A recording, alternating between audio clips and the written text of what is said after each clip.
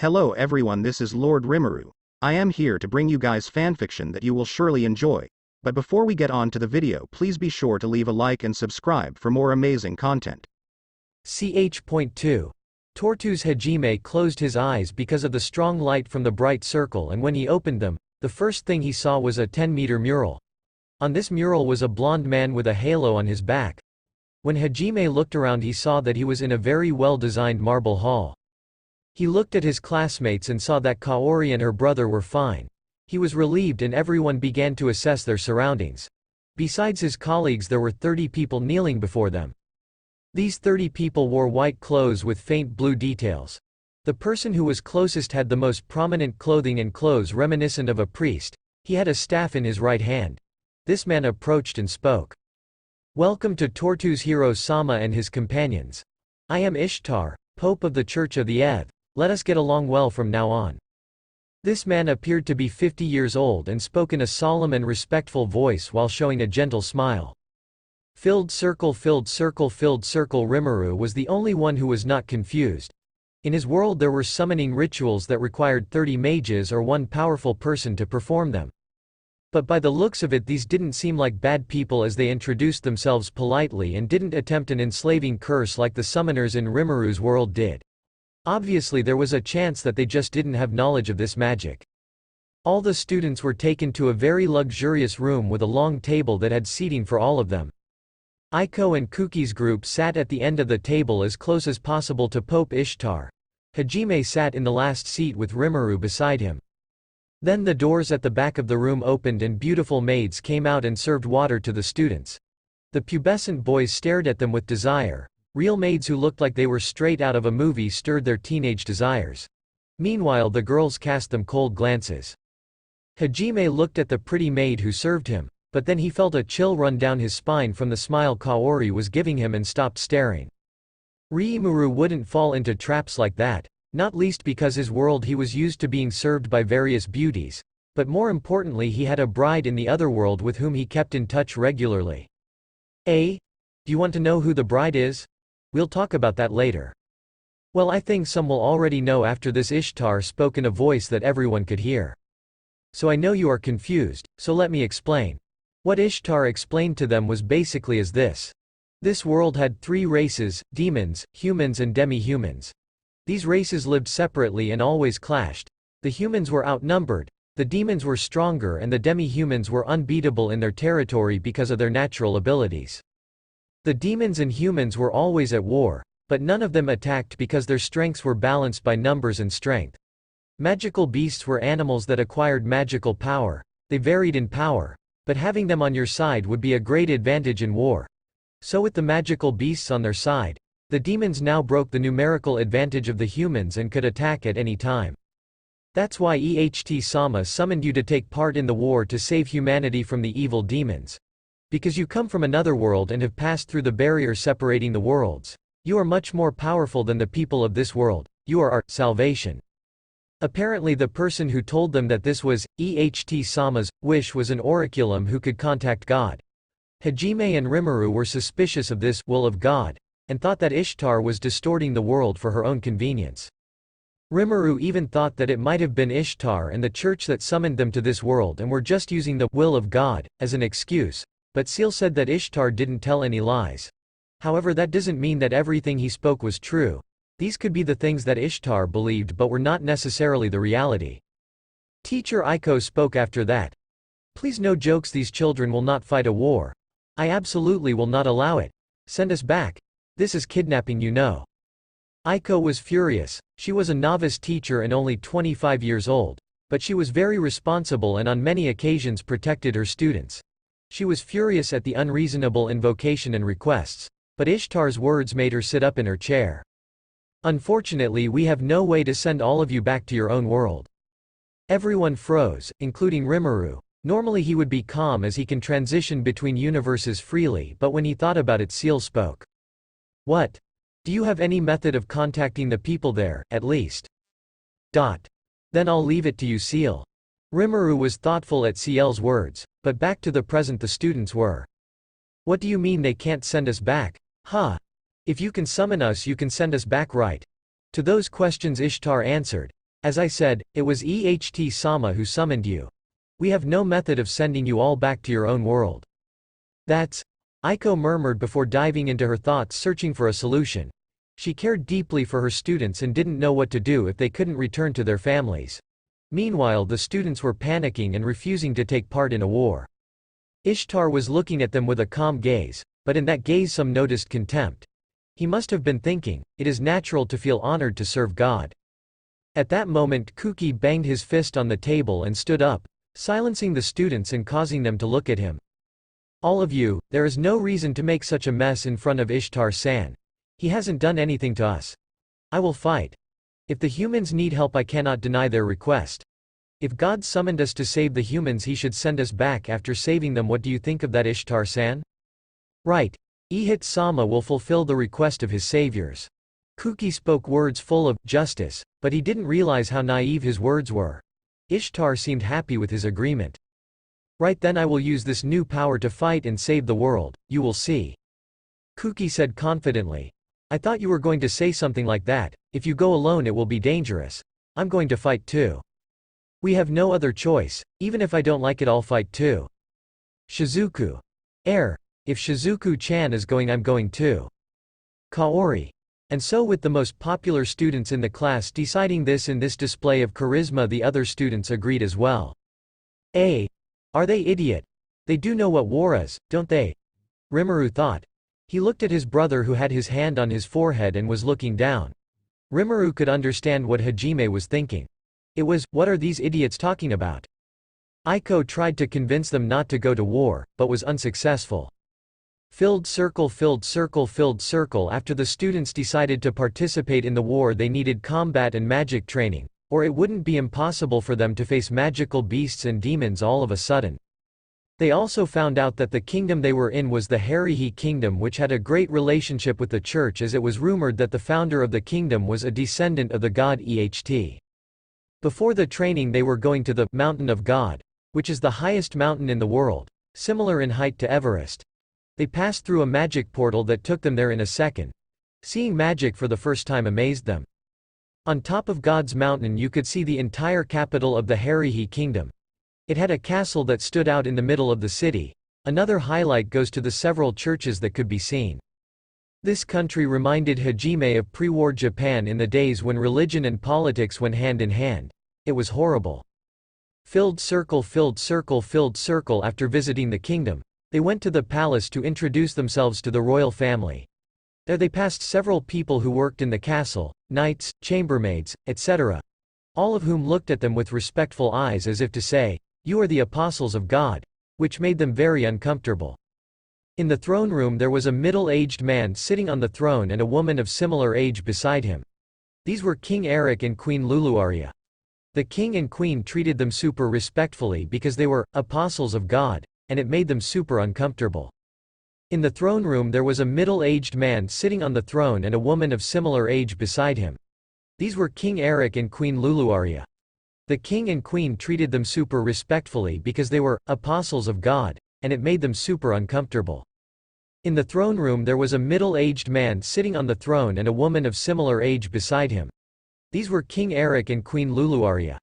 The king and queen treated them super respectfully because they were apostles of God, and it made them super uncomfortable.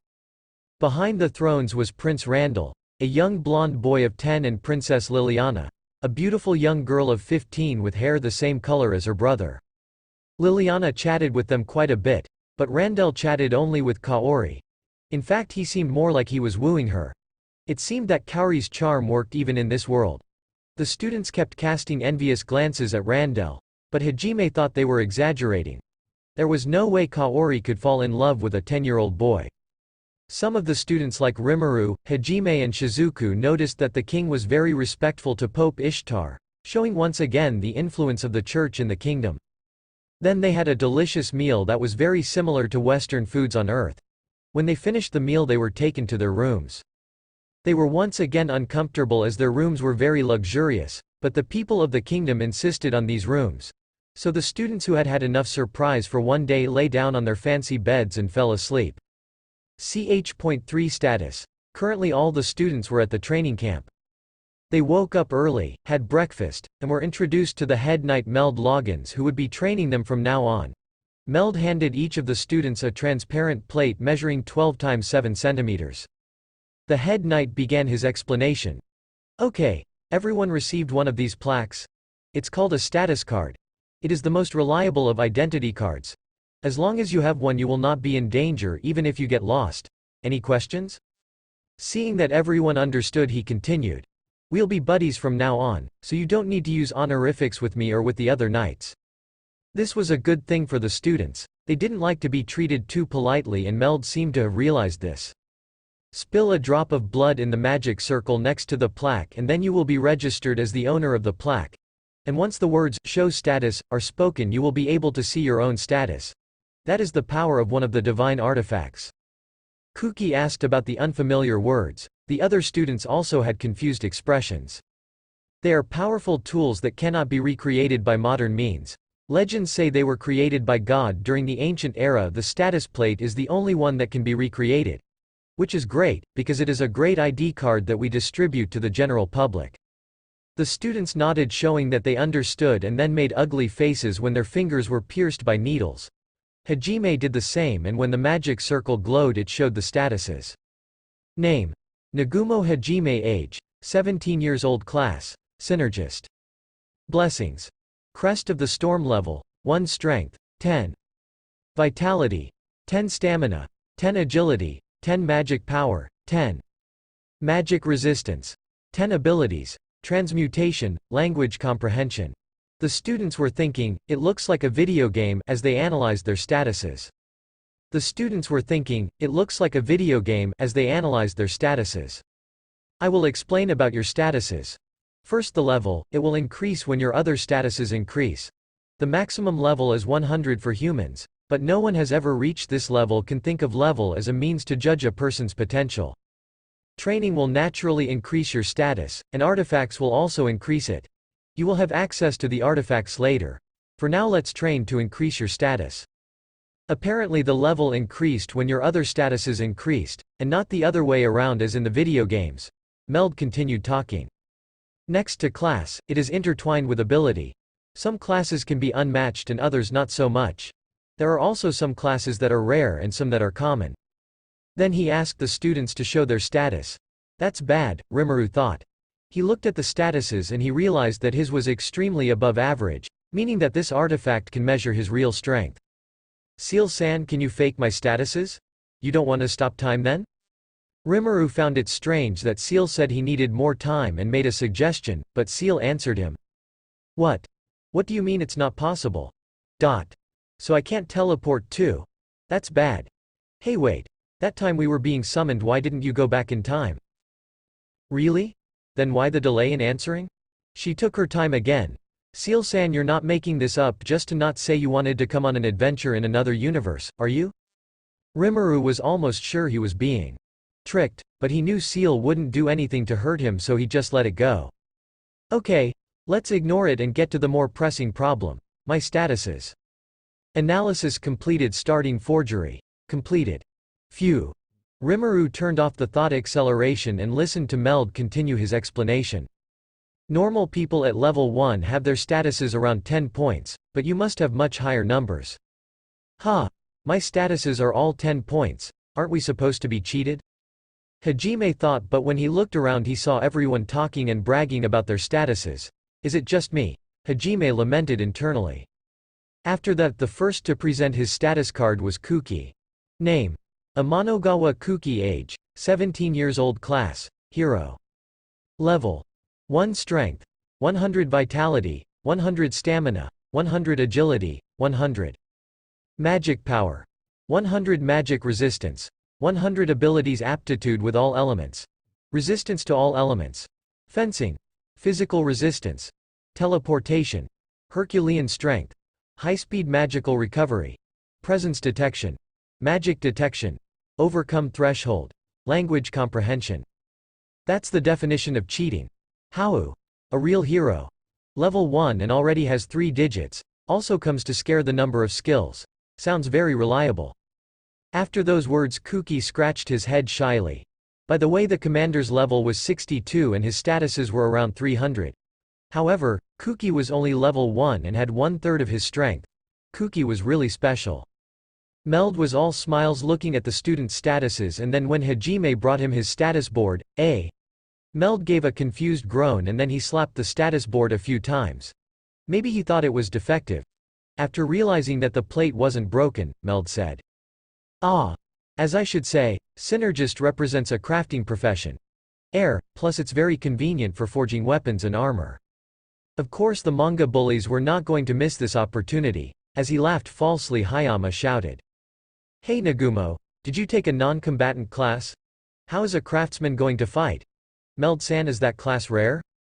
"Well, no, all the craftsmen in the kingdom have this class." "Hey, EY, how are you going to fight like that, Nagumo?" Meld replied, and Hayama seemed to have enjoyed having another opportunity to mock Hajime. Hajime gave a wry smile and said, "How will I know if I don't try?" "Oh. Let's see your statuses then." Hyama's gang joined him. They were the kind of lowlifes who preyed on the weak. If you looked around you would see many people with disgruntled expressions. "Puahahaha. What's this? It's completely standard. Ha ha ha ha, he must be weaker than a child." Kaori angrily approached the students who were mocking Hajime, but before she could reach, another person arrived angrily was Aiko. "What are you laughing at? I won't let you continue this. Give back Nagumo-kun's status plate." They reluctantly handed over the status plate. Aiko then tried to cheer Hajime up. "Nagumo-kun, look. Don't worry. I'm also a non-combatant, you don't have to worry about being the only one in this situation." She showed the status board. Name, Hatayama Aiko. Age, 25 years old. Class. Farmer level. 1 strength, 5 vitality, 10 stamina, 10 agility, 5 magic power, 100 magic resistance, 10 abilities. Soil management. Ground restoration. Long-range restoration. Plant evaluation. Fertilizer creation. Self-harvesting. Fertilizing operation. Farm improvement. Language comprehension. Hajime stared at the sign without saying anything. "Nagumo num, what's the matter?" It's true that her class was a non-combatant, but her magic was as strong as Kuki and she had several abilities. So even though she was a non-combatant, she was still much stronger than Hajime. But Aiko was confused by Hajime's reaction. That was the final blow, sensei. Anyway, that made Hajime's confidence drop, but not as much as the next event. HMPH, Captain Meld pretended to cough to attract attention. Glances were directed at him and, "So someone else is missing. Ah, you with the blue hair in the back there can come. You're all that's missing." Rimuru seemed reluctant to hand over the plate, but he handed it over anyway. Hajime noticed that he was secretly looking at him. Meld swallowed dryly. He was staring perplexed at the status plate while doing the same thing he did with Hajime's, tapping it and putting it in the light to see it better. When they saw Meld's reaction, the students thought, will the two brothers be useless? But Meld's reaction was not for that. In fact, it was quite the opposite, because Name. Nagumo Rimuru. Age, 17. Class. Chaos Creator. Blessings. Crest of the Storm. Level. 1 Strength, 600 Vitality, 600 Resistance, 600 Agility, 1200. Magic Power. 1500 Magic Resistance, 1500 Abilities. Information King Akashic Records. Void God Azathoth. Harvest Lord Shub Nigarath. Lord of the Storms Veldora. Locked, Lord of Val Uriel. Wrathful King Satanel. A.N. So I add Rimuru's primary ultimate skill, but take not this as not all his ultimate skill, since some of them are hidden like Creation Lord Asura Mazda. Mana Materialization. Manipulation of all elements. Corner Nullification. Magic Circle Nullification. Fencing, max level, resistance to poisons. Resistance to magic attacks. Resistance to physical attacks. Resistance to spiritual attacks. Limiter release. Balance breaker. That was the plate that Seal rated for Rimuru. Seal didn't have as much time, so the plate was still well above average. Well, that's Meld-san. What happened? Meld-san, are you okay? Meld was in a cold sweat and didn't move a muscle. His reaction was normal, since this boy in front of him was the strongest person in the kingdom. Not only that, but he was at level 1, so he could become extremely powerful. What concerned him is that some of his ability had a unique name on it and there's also a blessing on the two brothers. It's my first time seeing a status board to have a blessing category, Meld said to himself. The students were worried when they saw Meld with a white face and questioned him. Seeing people like this, Meld pulled himself together and said, "No, I'm fine, I just thought I couldn't be surprised anymore after the hero, but that boy is really strong." Meld pointed to Rimuru, who whistled and looked up at the sky as if to say, "I don't know anything." Shizuku spied Rimuru's status plate and let out a surprised groan. "Wow, Rimuru-kun is really strong. Isn't this status a complete op?" said by Kaori. After that, everyone was so curious to see the status plate that had caused these reactions that they forgot about Hajime's statuses.